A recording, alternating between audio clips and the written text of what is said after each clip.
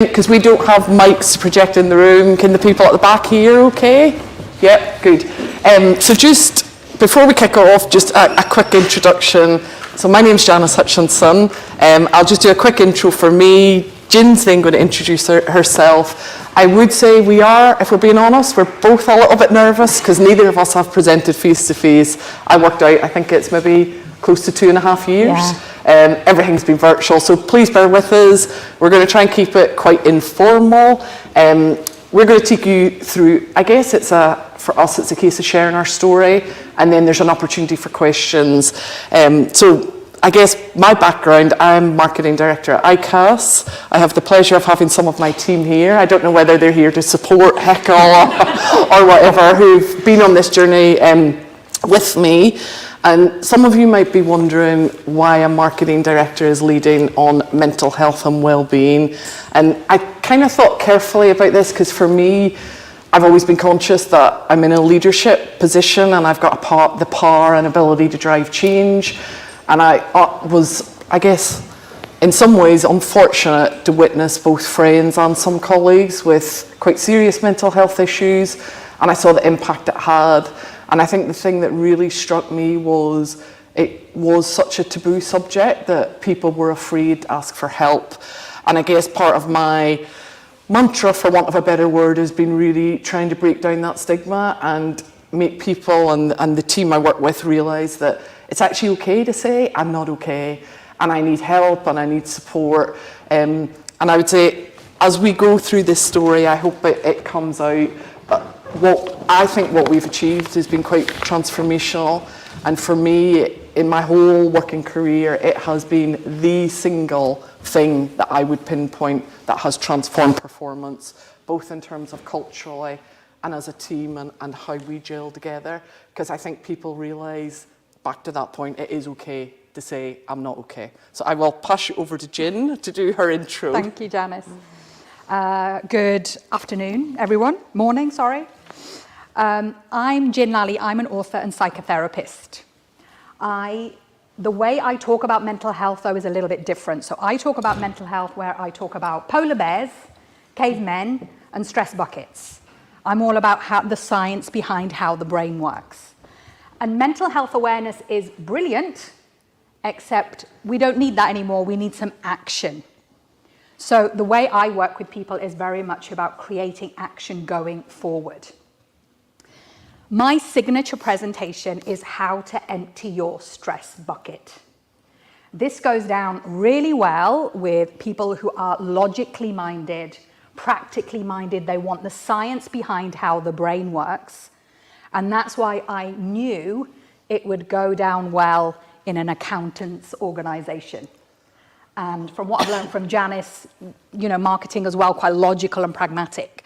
So we're hoping to share our story a bit with you today, but we want it to be a conversation as well. So jump in with any questions and that kind of thing. We'll keep the conversation going. Definitely. Yep, Janice. So really just to give you some context, mental health and wellbeing is quite new for ICAS. Just over a year ago, we didn't have a strategy. In fact, I said to Jen, I started with a blank piece of paper, and I actually said to my boss, the way my brain works, I need a day where I have no meetings, I just block everything off, and I sit and I formulate a strategy.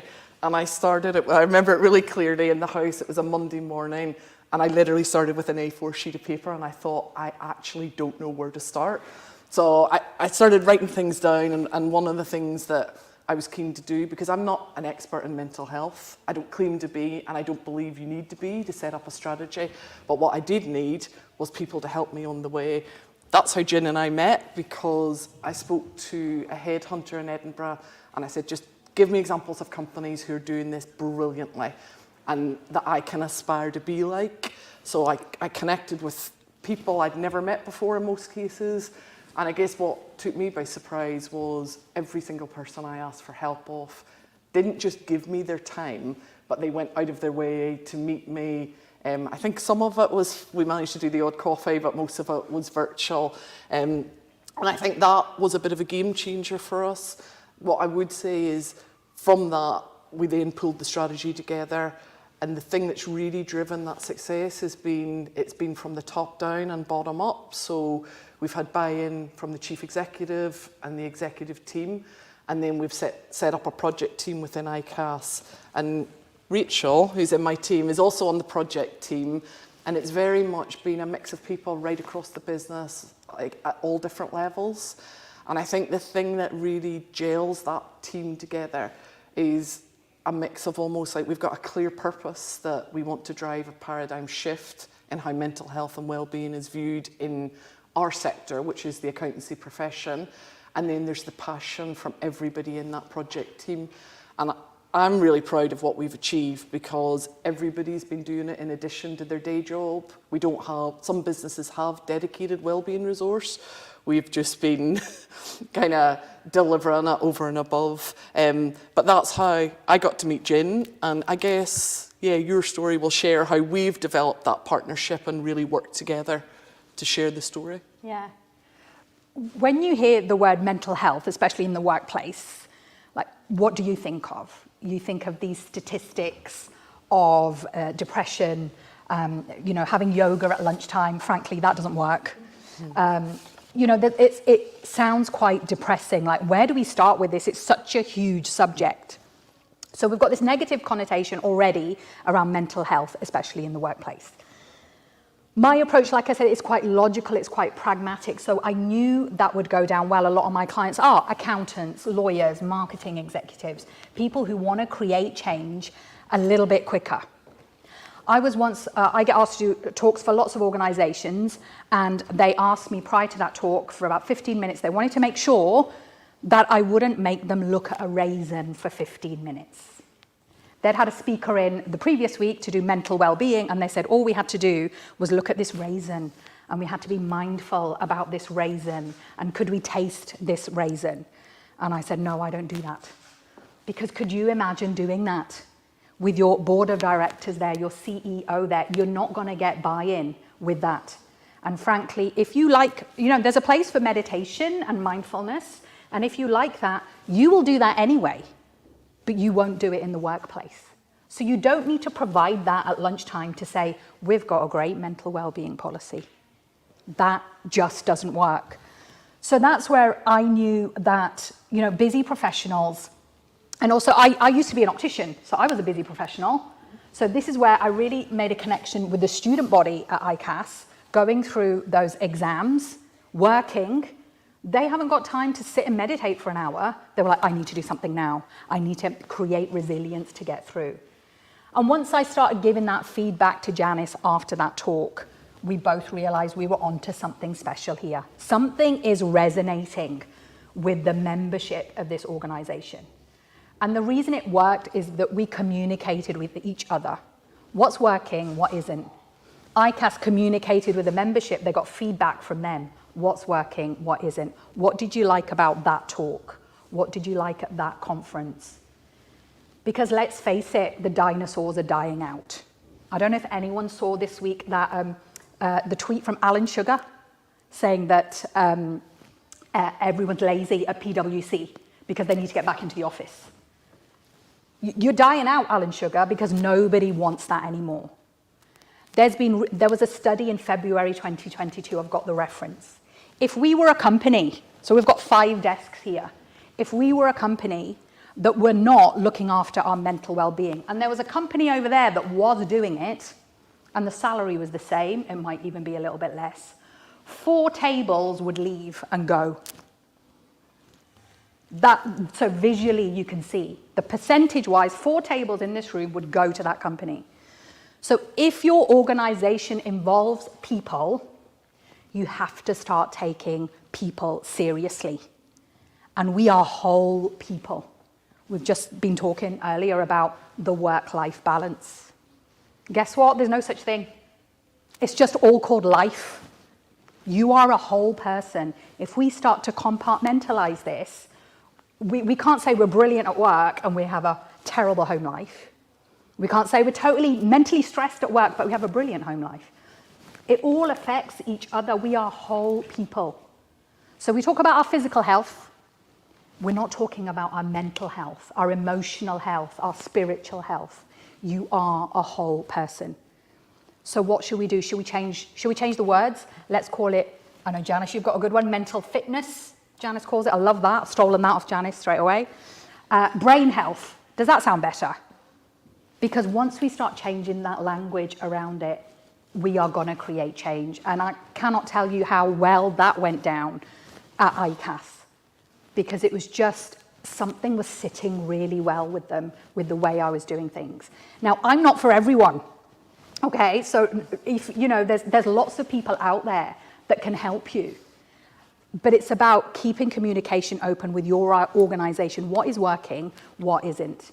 And if I'm not for you, I've got a little black book of other people that will be able to help you.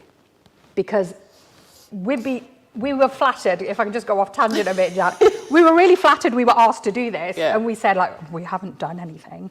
We haven't done anything amazing, we don't feel. But obviously we've done something that's getting noticed. And if we can save you time in your organisation to do it, then we're all going to get there a whole lot quicker as well. Yeah, no, I mean, I totally agree. I've been almost a bit humbled and overwhelmed at times by the amount of contact I've had around the work we've done at ICAS. And I think a big part of it has been that visibility piece, being visible on social media, the amount of content we've produced. We've got a wellbeing hub for our members online. We've got resources for students. We've now got like a student 24-hour assistance helpline that's been launched. And I think probably one of the things that's really helped drive that change for us was the work we've done with one of our lead members, who's Johnny Jacobs, who works for Starbucks. He's their FD, finance director in London. Starbucks are doing some phenomenal stuff around wellbeing. And I guess it's back to the point Jen made about people want to work for brands that they know look after their staff. But people also want to buy from brands that do the same. So Starbucks this week for mental health awareness are doing every member of staff's to wear like a little green pin for Mental Health Awareness Week. They're publicising it through all their stores. Although I did notice the one we were in this morning didn't have it. But again, so for me, if I'm going to go to Starbucks or I'm thinking Costa, I'm now automatically drawn to Starbucks because I know the amount of good work they're doing in this field. And I guess I just wanted to share from the ICAS perspective some of our key learnings and how we did go from that blank piece of paper to what I would say is now a really quite a robust wellbeing strategy. And probably the number one was that looking out and not assuming you've got all the answers, because the reality is most businesses won't, and there's lots of people out there can help. The second one was, and this is probably the most fundamental, is buy-in from the chief executive. Because if you don't have that, it doesn't matter what's happening down below. People will be like pedaling on a bike and not actually getting anywhere. It needs to have that visibility from the top, because that's where the budget has come from in ICAS to do the training and lots of the initiatives we're doing. The third for us is really looking at ED&I slightly differently. I know people talk ED&I and they look at it from gender, race, sexuality. Actually, if you look at the words like equality, diversity and inclusion, when people have mental health issues, they don't feel included. In fact, they feel significantly excluded. So there is that crossover there that makes that broader. And probably the last one, and as I said, Rachel and my team here has been heavily involved. The project team approach has just been phenomenal, because people only volunteered who are really, really interested in driving change. And we meet once a month as a project team in the business. As I said, it's people from right across the business. It's not just the marketing and content areas. And every individual on that project team has taken ownership to drive change, because they kind of feel that momentum that we've got going. So yeah, I don't know, is there anything else you think I've missed off? No, definitely that for me as a therapist going into organisations, it was having you, Janice, you were making decisions. So we weren't having to pass this by anyone. The fact that you'd been given that freedom to go out there, do what you need to do, let's try it. You know, you can't go wrong. You're not going to do anything that's wrong. You might do something that doesn't work quite so well, but you'll still learn from it. So for me, if you are reaching out to a mental health professional, you know, make sure if you want to create change quickly, that you have got that blank piece of paper and you have got definitely buy-in from the top. My most successful presentations are, well, especially on webinar now, is when they're hosted by the CEO. I did one last week. The CEO was straight in there hosting it. So it just makes a phenomenal difference. I totally agree with that, buy-in from the top down. And I felt that just speaking to Janice. I was like, right, we're onto something here. And that constant communication, keeping all of that open. So yeah, I post-pandemic as well, come on, something's got to change. Yeah, like what have we just been through? If we don't change now, it was starting to change a little bit before, but like I said, we were doing yoga at lunchtime and, you know, like I'll make sure everyone's going for a 15-minute walk every day. The pandemic created a vacuum, which now as we come out of it, we really need to do something about it. And this isn't rocket science. No. As well, like if we can do it, it's definitely not rocket science. It's not complicated. You don't have to throw loads of money at it, but what you're going to get back is going to be so much more. Your statistic on being off for 6 months? Yeah, we did a calculation because again, like CEOs in a business respond to pounds and pence and return on investment. And if you read studies on investment and mental health and well-being, it's roughly, for every pound you invest, you get between 4 and 6 back. So the ROI is either 1 to 4 or 1 to 6. We did some work kind of behind the scenes ourselves to work out if you have a member of staff that ends up on long-term sick because of a mental health issue, and they could be off for 6 months plus, the actual cost to the business is in the region of a year's salary, because you don't just have the costs of that individual being off. You've often got to recruit somebody else to backfill because the work doesn't stop. You've then got the support for the line manager and whoever else in the team is dealing with it. You've got counselling sessions, medical professionals get involved. So actually, you want to create an environment where you're not getting to that crisis point. And I guess that is what we're trying to encourage and share our story so that other people can learn from. I think that's probably it from us. So it's more, we want this to be quite informal. So any comments, questions, gratefully received. Yeah, go ahead. Janice, question for you. So I'm quite keen to know, obviously being in marketing, how did you pitch that to the organisation when you've obviously got things like HR teams and people teams who this role would naturally normally sit with? Yeah. How did you go about taking on this role and making sure you weren't sort of seen as stepping on toes or kind of crossing any boundaries in the workplace? No, that's a really good question. I'll just repeat it for those who are virtual because they might not have heard. So it was, how did someone in marketing go about taking on this role? Because it would be more traditional to sit with HR. We looked at it slightly differently. So an HR perspective will be completely different. A marketing perspective puts the customer and the brand at the heart of everything. And actually, if you think of this, the reason ICAS has been successful in this, ultimately we created a marketing and content plan around it. That is what a lot of the strategy is based on. So it was really through discussions with the chief executive to say, I believe we can bring a different perspective here and actually can really drive change. And I guess that I was fortunate enough to have a chief executive who was willing to listen and actually give me a bit of airtime and basically, like Jen said, complete freedom. It was like, right, off you go, make this happen. And if I'm totally honest, I don't think he at that point probably thought this would be as successful as it was going to be. And I mean, Rachel, happy for you to jump in from your perspective as part of the project team. I do not believe this would have been as successful as it has been without that marketing strategic view behind it. I don't know what your thoughts are. Yeah, I suppose ICAS is quite different because it's not just employees, it's we also have members. So I suppose for us it would have to be an external campaign anyway to tell our members and students we're launching it. I also think as well, just like working in marketing, you kind of have that bit more of a holistic overview. And I think that really kind of, for us, I helped identify where we had gaps in our offering to members. Yeah, definitely. For me as well, it was an eye-opener. So normally, I deal with HR. And it's hard getting through. I'm now going to deal with marketing executives. I've decided. You create change. Honestly, you create change and you get the message out there. Yeah. Really. And this is what everyone's talking about right now. So yes, having absolute autonomy that Janice could make decisions, but HR will go through a process and it takes a long time for me to get something done through HR. So yeah, I'm ready to talk to marketing people as well. No, it was an eye-opener, definitely, yeah. So it's surprising. Great question, by the way. Yeah.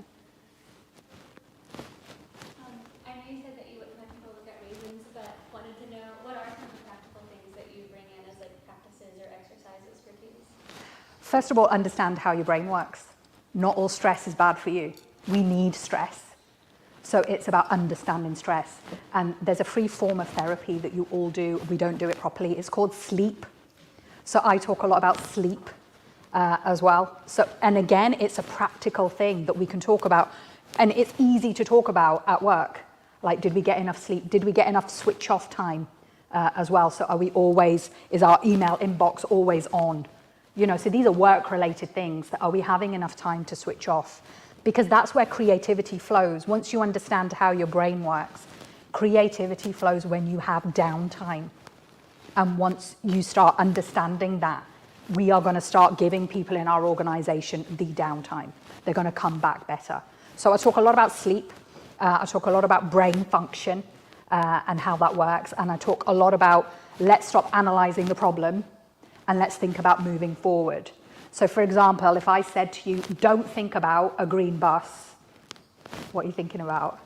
A green bus, right? So if we start saying, I don't want to be anxious, I don't want to be stressed, and let's talk about, you know, mental health awareness, that's what I meant. So mental health awareness, yeah, we're aware of it. What are the solutions?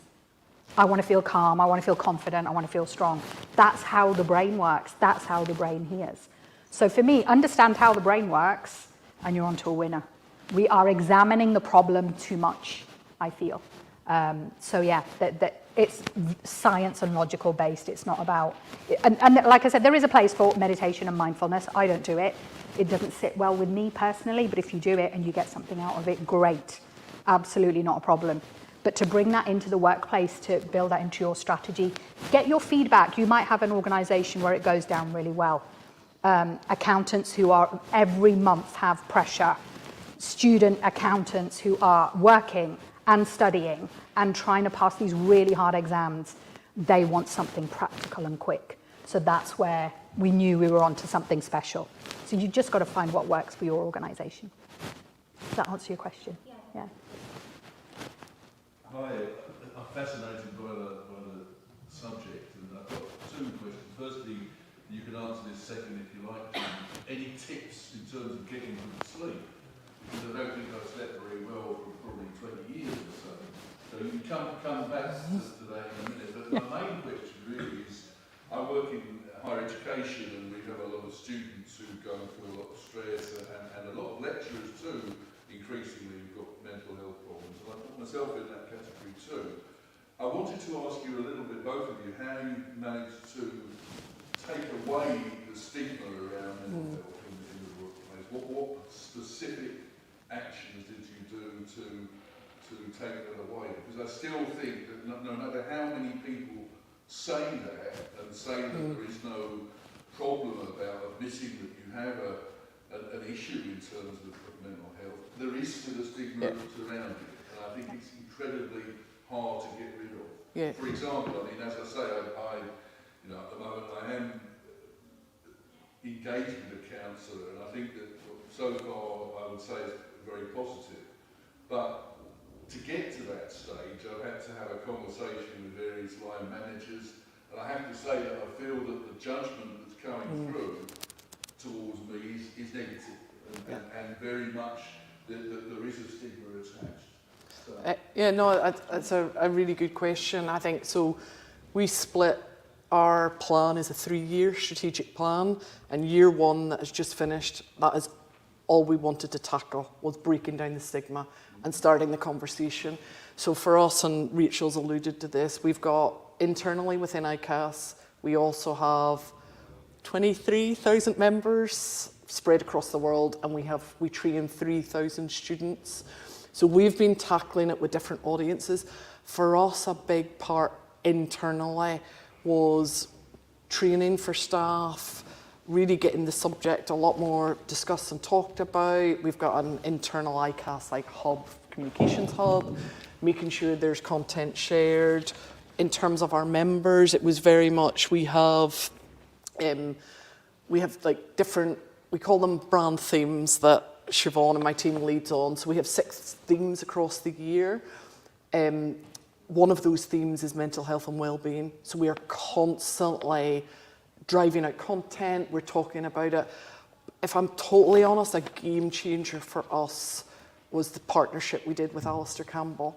Because irrespective of what you might think of his political views, he is phenomenal when it comes to campaigning on mental health. And it's been an absolute privilege to have his strategic input and direction in the background. And he's kind of given us hints and tips on how to break down that stigma. I would say within our team, and again, guys feel happy to speak up, we set a vision for the team in terms of our marketing strategy for the year, but we split it into the what and the how. And as part, so it's what we want to achieve, but also how we're going to achieve that as a team. And part of that is respect for each other's mental health and well-being. And it's really just that it is, I know it sounds a bit corny, but it's back to making people realise it's okay to say, I'm not okay, and ask for help. And I've been gobsmacked by the amount of people who now speak to me quite openly about either they have mental health issues or their family. I mean, my guess is, and I'm not asking for a show of hands, but I imagine most people in this room somewhere know of a friend, a family member, an acquaintance, or someone who's struggled with mental health. And I think to me, it's the most fundamental role of leaders in a business is to break down the stigma and make it okay. And unfortunately, like Jen said, there's too many dinosaurs still stuck in we've got to hit the numbers, we've got to hit the trade targets, and we've got to benefit the P&L. Yes, you do have to do all that. But the reality is, if your teams aren't healthy and they're not well looked after, you're not going to achieve those goals. And I think the pandemic has just accelerated all of this. So in a roundabout way, I hope that kind of answers your question. Yeah. For me, it's been changing our language around it. So after I do a talk, people are talking about stress buckets. And like people will come up to me, why is everyone who haven't attended the talk, why is everyone talking about a stress bucket? And someone saying, my stress bucket's overflowing. I'm not in the right part of my brain. I've seen a polar bear. You know, so like I said, brain health. Let's talk about brain health. Let's talk about mental fitness. So if you can start changing those words around it. And yes, the dinosaurs are dying, or they're still leading. But like I said, if a dinosaur was leading this team, 4 tables would walk out. Are you going to take this seriously or not? So, you know, keep doing what you're doing, because there is the next generation are wanting it. You know, and my generation started it, but the next generation are definitely wanting it. So, unfortunately, yeah, the people at the top are naturally a little bit older, but they're my age now, and they are taking it seriously as well. I was just making some notes about what you said, the mental health first aid training. Don't have 2 people in your organization that are mental health first aid trained. You train everybody. Everybody gets that training. It's not a special thing that we go to a first aider, because we should be talking to that person who's really quiet that sits next to us every day and saying, how are you getting on?